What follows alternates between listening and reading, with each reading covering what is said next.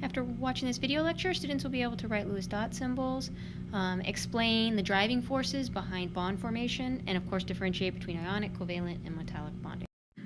So before we get into the different types of bonding, let's go ahead and look at a couple of tools or symbols that we utilize and need to understand in order to discuss bonding more thoroughly. So the Lewis dot symbol is basically an electron configuration notation that only represents the valence electrons. And what we do is we take the element and we apply the valence electrons to one of four sides. Okay, so if we write the element symbol, side number 1, 2, 3, and 4 are all equivalent. So in this case, if we want to write the Lewis dot symbol for lithium, we're going to take lithium and place the single valence electron that it has on one of the sides. All of the sides are equivalent, so any side will do. However, a lot of times we start with the right-hand side first.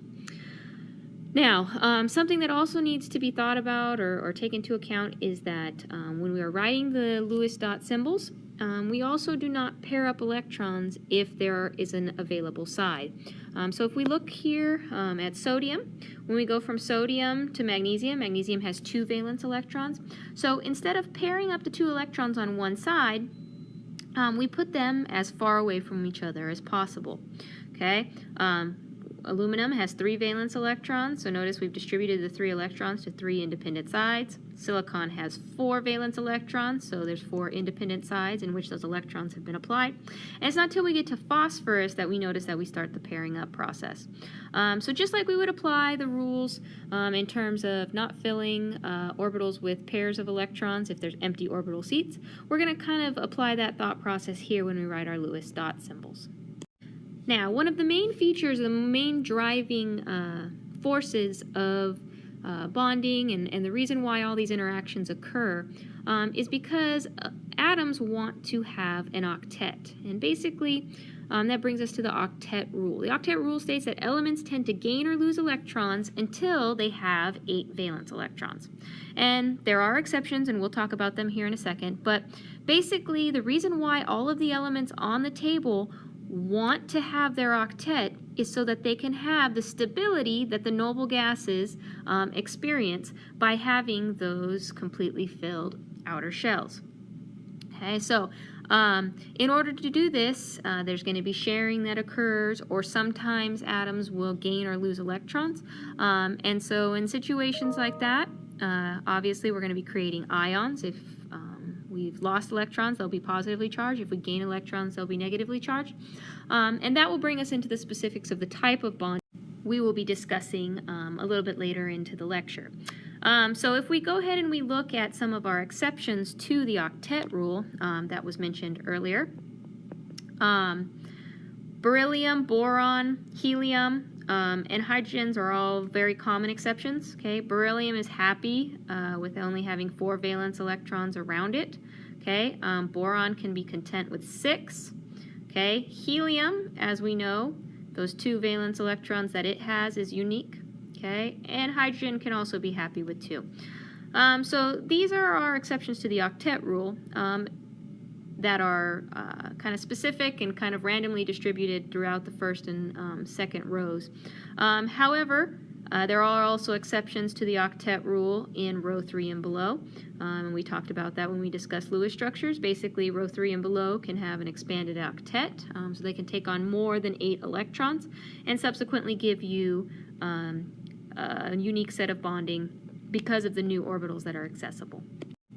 So what is chemical bonding? So chemical bonding on its basal level is an attraction between the outermost electrons in an atom and the nucleus of a different atom. Okay, so if we were to look at a little diagram, okay, if I have this atom here and this atom here, what's actually happening is that the valence electrons that are in this atom right here are being attracted to the nucleus in the atom over here. And the same concept is occurring for the electrons that are in this atom and the nucleus that's on this side. So basically this mutual attraction is what's guiding or what's driving bonding. Now, there are three types of bonding that we will be looking at. We'll be looking at ionic, covalent, and metallic bonding. Okay, and all of this bonding, all three of these types of bonding, result from the interactions of an atom's valence electrons. So those outermost electrons are what are going to dictate the type of bonding that occurs. Now, the other reason why the bonding occurs is because every atom on the periodic table wants to have the stability that's conferred from having a completely full outer shell. So everybody, or all of the atoms on the periodic table, want to be like the nearest noble gas because of the stability that is provided. So let's go ahead and let's look at ionic and covalent bonding in a very generic side-by-side type of way. Okay, so in ionic bonding, electrons are transferred, while in covalent bonding, they're shared. Okay, so these are probably the most important things to understand in terms of your comparison between ionic and covalent bonding. Okay, ionic bonds are normally found between metals and nonmetals, or more specifically a cation and an anion. So obviously we can have examples where we don't have a metal, but generally speaking, a metal and a nonmetal is what's going to be present in an ionic bond. Okay, covalent bonding is represented usually by having two or more nonmetals bonded to one another. However, metalloids can also be involved in covalent bonding. Okay, so ionic solids or ionic compounds are typically solids, while our covalent compounds can usually be either solid, liquid, or gas. Ionic solids have a very high melting point. We'll talk about why a little later. Covalent compounds usually have very low melting points, and we'll discuss that in detail.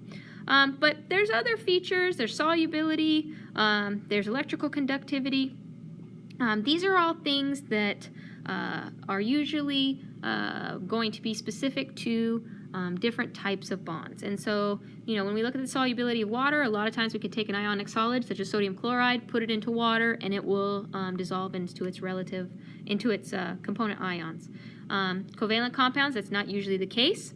And so these are all features, or just kind of a generic look at both ionic and covalent bonding. We're going to take the same look at metallic bonding. And in metallic bonding, there isn't a sharing of electrons, there isn't a transfer of electrons, but there's an actual electron sea. And we'll look at a diagram that helps us understand that in a little bit here.